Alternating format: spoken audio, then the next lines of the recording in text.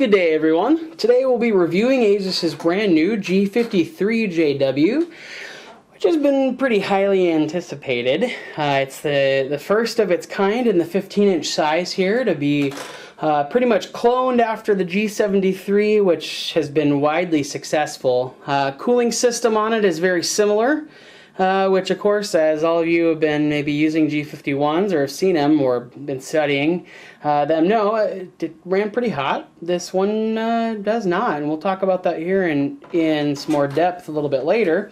Some of the features of it here, as far as components, they did include, it's very similar with the i7-740QM, the nVIDIA GTX 460M, which is a 1.5 gig memory card, DirectX 11, DDR5, a pretty decent card. We just got a stock Vantage score of 7455, so pretty decent. It's definitely among the the top tier of graphics cards. The machine itself comes with 6 gigs of DDR3 1333 RAM, as well as a 750 gigabyte 7200 RPM hard drive. Now that hard drive is brand new to the market. It's a little hard to get a hold of right now, maybe because ASUS bought their entire stock.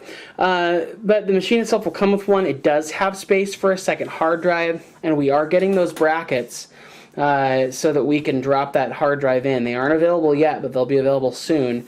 And right now you can take advantage of some blowout sales we have on some 500 gig and I think 320 gig sizes on our website for the secondary drive in there. So that'd be good to take advantage of. Just take a quick look here. We'll go in depth on each specific part of the machine here as we move forward in the review. Okay, next thing we're going to talk about here is the keyboard and the area surrounding the keyboard. As you'll kind of feel here, the general feel of this area is very similar to the G73. A little bit of different design as we kind of come across the top and around the area, and of course in the touchpad. But overall, very similar feel to it. It doesn't have a lot of flex. It's seems like a very similar keyboard. 4-row touchpad here, which lots will appreciate, not having a funky enter button, although we do have a small 0, and our up, down, left, right here, we got to share that over here with the rest of the keys. That shouldn't bother too much. It is backlit. The backlighting can be changed to a myriad of colors as well as some other options. So if you have a design or something in mind that you're looking for, well, you just give us a holler and we can quote it out to you if we can do some custom work. Touchpad is both kind of a like and dislike relationship with that. I really like how responsive the touchpad is. I think its size is pretty appropriate to the machine, unlike the huge one on the G73. But it's very responsive. It actually is kind of nice to move your finger on. The thing that I do not like is what they've done with these buttons here. They are pretty rigid. I don't know if that will loosen up with time or what, but they, unlike the kind of squishy, gummy feel of the G73, this one has a little more rigid, hard plastic feel, and that's the same thing as here. I mean, you can see it's a hard plastic instead of that same gummy type material, which can be found all over the bigger model of this. So let's take another quick kind of overview here, looking from the head, from the tap. Another thing to mention about the keyboard, previous models, the G73, both the JH and the JW, are pretty much plagued with some pretty nasty lag and keyboard issues. This particular one, at least this one that I've been testing, I type about 100, 115, 110 maybe words a minute. Just went to town on it, and it caught every keystroke and without lag. I'm a G73JW owner, and I can tell you right now it doesn't take more than maybe 20 seconds for that puppy to miss a key, every now and then.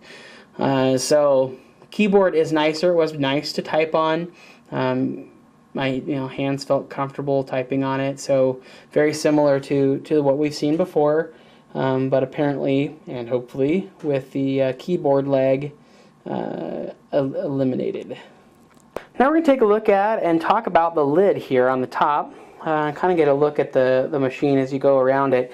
This is a little bit different than the G73. If you've seen one of those, as we kind of talked about it just a second ago, you've got more hard plastic on here instead of that gummy feel. It still has the real smooth matte finish. I mean, it's kind of a glossy matte finish, if you will. It's not glossy at all. It's completely matte, but I mean that it's really smooth feeling to it, but is not that rubberized type feel. Same thing all the way throughout here. It's all hard plastic. You know, which I'm not sure how I feel about that. As you can see in some spots where it's dark, it does still transfer a lot of the oils that are on your hands. So yes, you don't. It's matte, so you don't have to worry about fingerprints. But now you have to worry about leaving your oils on there from your hands. So I don't know. May annoy you, may not. Alright, now we're going to go ahead and go over the input-output ports here for you.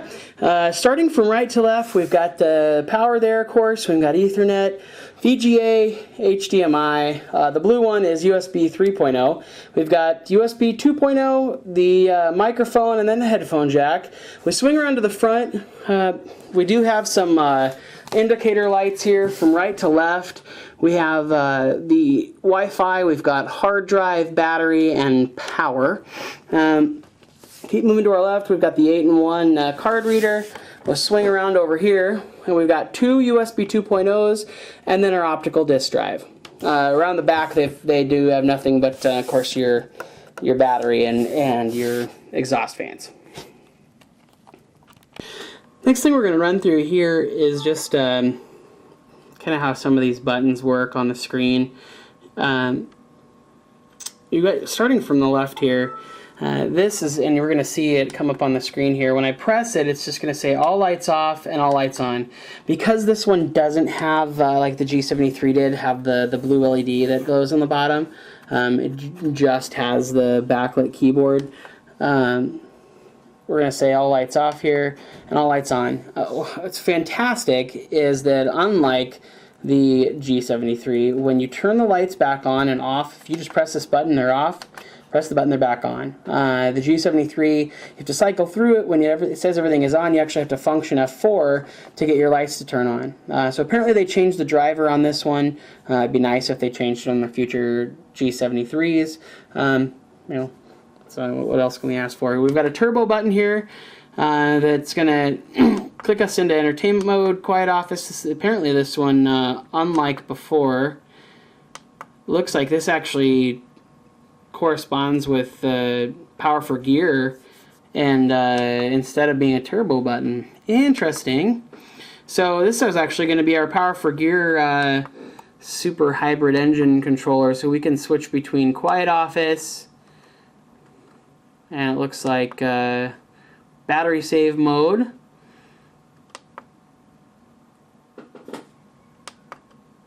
and high performance, and then it looks like one more press to be entertainment. The next button here is our splendid video. This is going to change the brightness, the contrast, the color, your saturation. And it's just some standard modes here. We've got vivid, this is theater, soft, normal, gamma correction.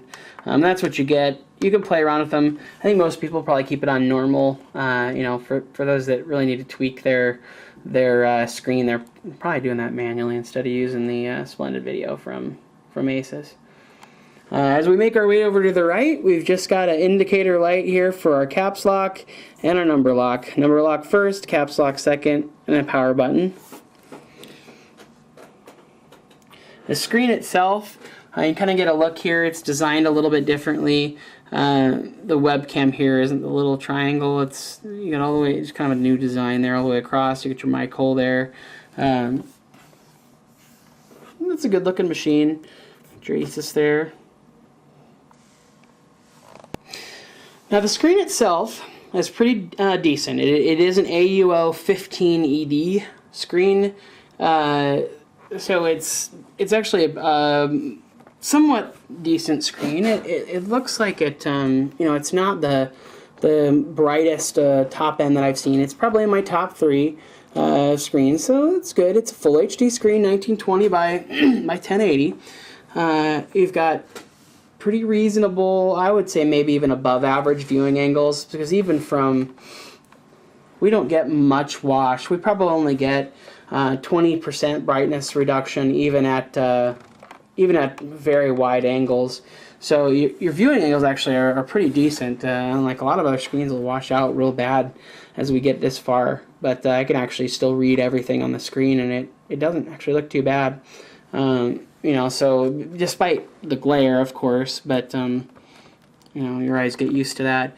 Our vertical angles are a different story.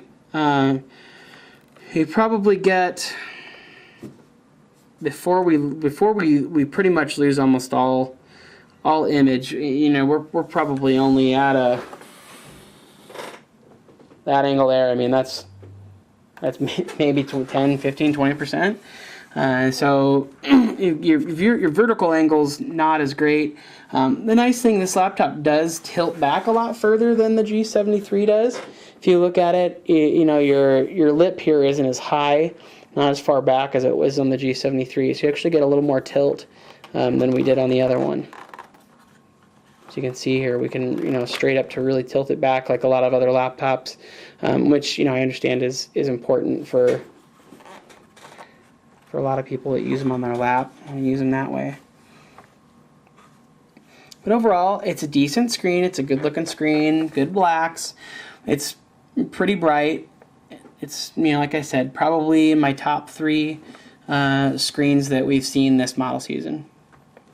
And a couple of, you know, one of the Sagers and then one of the Compals is actually, I feel, using a brighter, better, more accurate screen. But it's definitely up there. You know, for its price point, for 15.6 inch, it really is a good performer. You know, besides Sager, the 8690, there hasn't been much competition in this level for them until now. Of course, you know, they offer some customization features and ability to change out the GPU, CPU, things like that, that this model does not. And as we'll see in a second, teardown is actually on this one a little more of a pain than it is on the G73. To get access to the bottom, we're actually going to have to take off the keyboard, remove some screws there, even to get to hard drives and RAM. And we'll show you that here in a second, kind of our way through it.